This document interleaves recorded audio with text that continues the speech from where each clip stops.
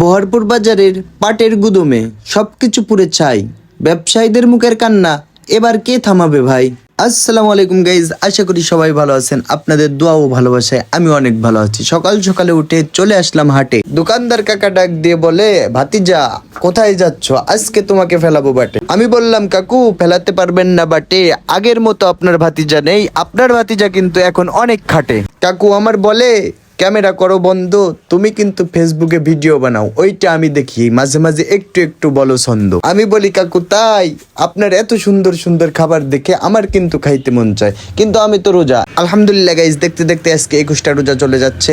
ইনশাল্লাহ সবগুলা রোজায় আছি। সবাই আমার জন্য দোয়া করবেন যেন আগামী এই 9টা হোক, 10টা হোক কিংবা 8টা হোক, এইগুলাও যেন সুস্থ সবল ভাবে থাকতে পারি। সবাই আমার জন্য দোয়া করবেন।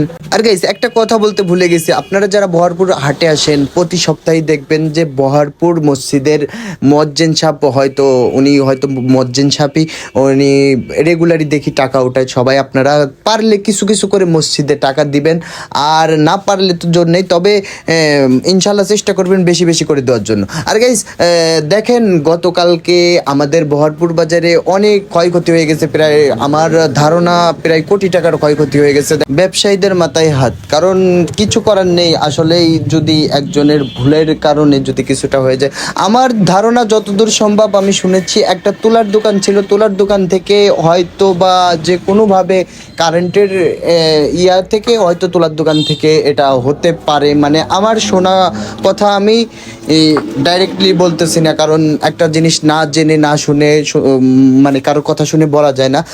তারপরেও বলতেছি হয়তো বা হতে পারে। কিন্তু দেখেন অবস্থাটা হয়েছে কি, এখানে হাজার হাজার মানুষ এখনো ভিড় করতেছে। কালকে অনেক অনেক অনেক অনেক লোক ছিল, প্রচুর লোক ছিল। মুরব্বীরা একটা কথা বলে, চোরে কিংবা ডাকাতে নিলে চার কোনা বেড়া থাকে, আর আগুনে পড়লে কিছুই থাকবে না। সবাই ভালো থাকবেন, সুস্থ থাকবেন, আর আমার জন্য দোয়া করবেন। আর বহরপুরের দোকানদার ভাইরা একটু বেশি করেই সতর্ক থাকবেন।